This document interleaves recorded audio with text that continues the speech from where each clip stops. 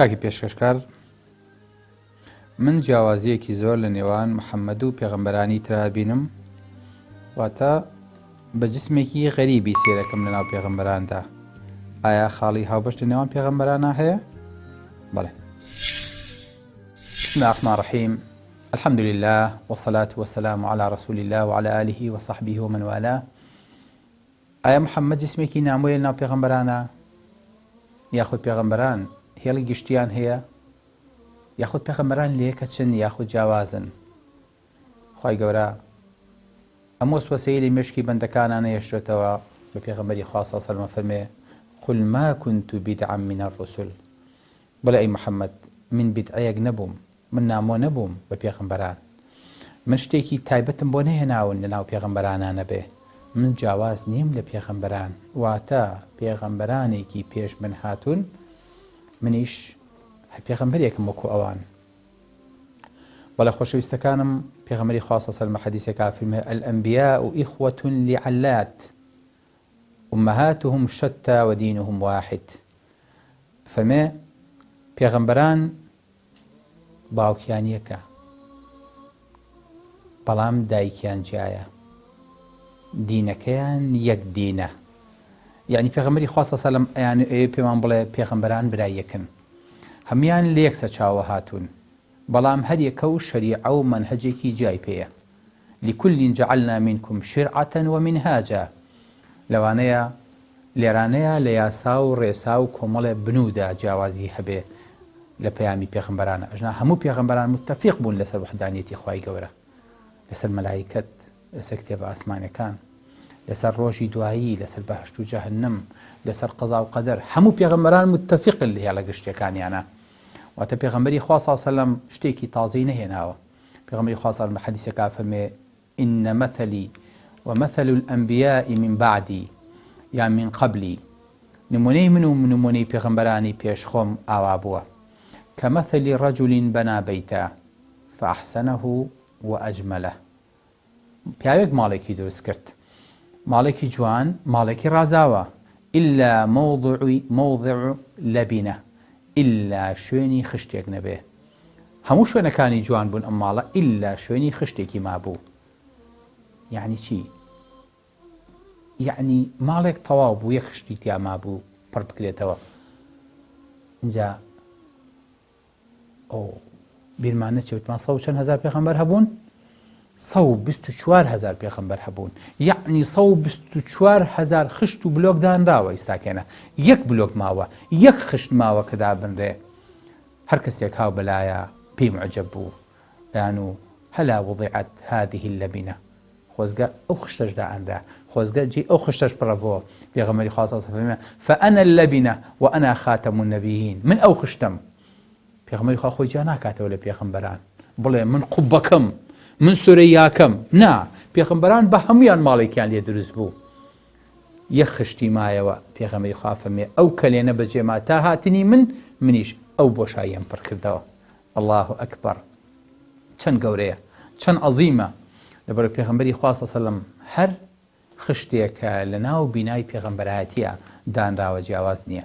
کەواتە پێغەمبەران بەچیە ناسرێنەوە؟ بەوەی کە یەکەم نەسەبیان پاک بووە. هەموو پێغەمبەران کە هاتوون لە پشتی باوکیانە، لە ڕەحمی دایکیانە نەسەبێک نەبووە کە خەڵک بتوانن تەعنەیان لێ بە بڵێ تۆ باوکی تۆ یان دایکی تۆ داوێن پیس بووە. لەبەرەوە نەسەبیان بە پاکی هاتووە، مەهماکان باوک و دایکیشیان ئەگەر کافریش بووبن هەر نەسەبیان پاک بووە.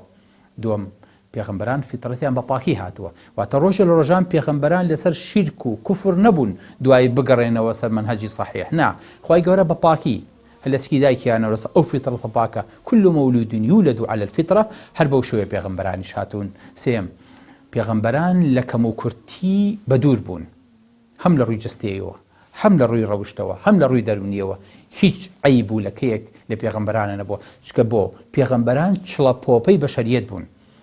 لەبەرەوەی کەسێک تانەوتە شەر لە جسمیان نەدا بڵێ الجسم الصحيح يعني العقل الصحيح في جسم الصحيح. کەسێک ئەم تانەی نەدۆزێتەوە بڵێ پێغەمبەران لەکەیان هەبووە، بەو بەڵگەی کە لەکەیەک لە جەستیان دەرکەوتووە کەواتە لەکەیەکیش لە عەقڵیانە هەبووە. ئەمە زۆر جار داخلی مۆزوعی طب و کڕۆمۆسۆمانەکە. لەبەرەوە خوای گەورە لە هەموو لەکەیەک بەدێری خستوون. پێغەمبەران لە هێڵە گشتیەکانیانە لەسەر سفەتی شخصیانە چاویان ئەخەوێ بەزڵیان ناخەوێ. پێغەمبەری خوا صلی الله علیه و سلم فەرمێ إن معشر الأنبياء تنام أعيننا ولا تنام قلوبنا.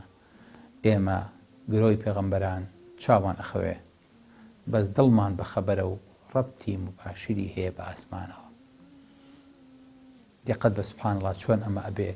تو دقت بە زۆر جار مۆبایڵەکەت کوژاوەتەوە بەڵام سیرێکی وازانی تەلەفۆنت بۆ نایە ماوەیەکی زۆر بەس کە سیرێکی لە ناو شەبەکە شایت شەبەکە و هەر ئیشەکە ناو خەتایت لەسەر هێڵ ماویتێتەوە بەڵام مەرج نییە لەو کاتیا لە ئیشا بێ.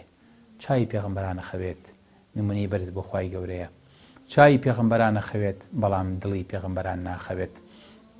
خاڵێکی تر لە خاڵەکان ئەوەیە کە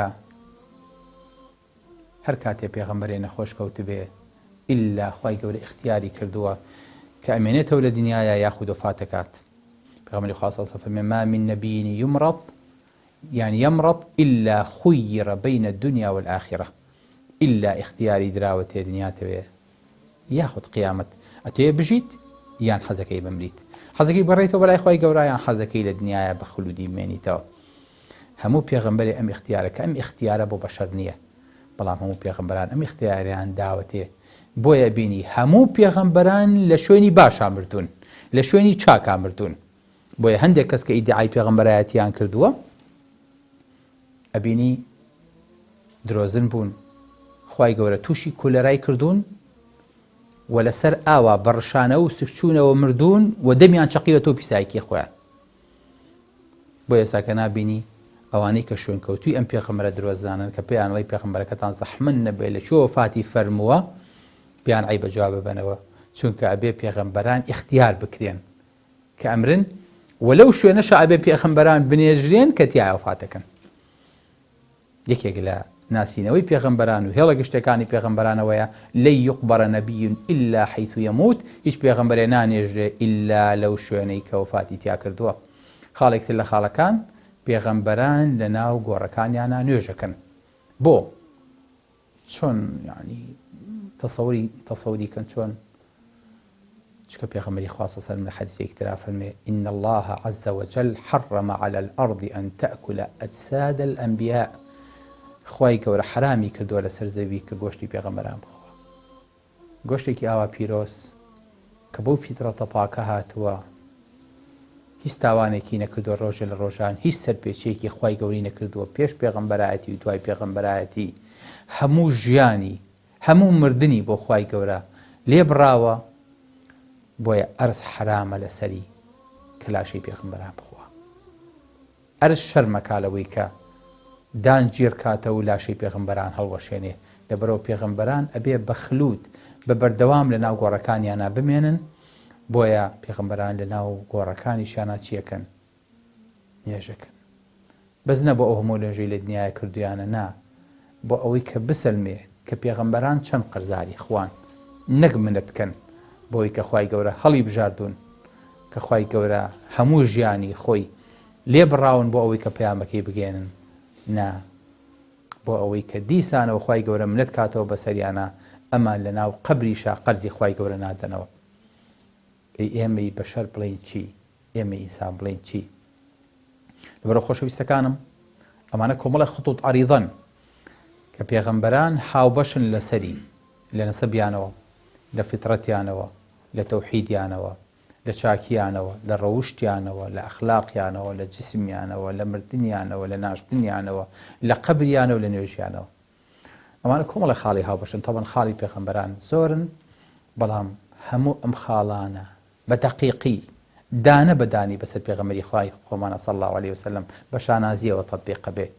زیاد لەم خاڵانش کە لە تایبەتمەندیەکانی پێغەمبەری خوای صلی الله علیه وسلم باسێکین ئینشاءالله لەگەڵمان بن لە خزمەتی پێغەمبەری خوای صلی الله علیه وسلم. السلام علیکم ورحمة الله وبركاته.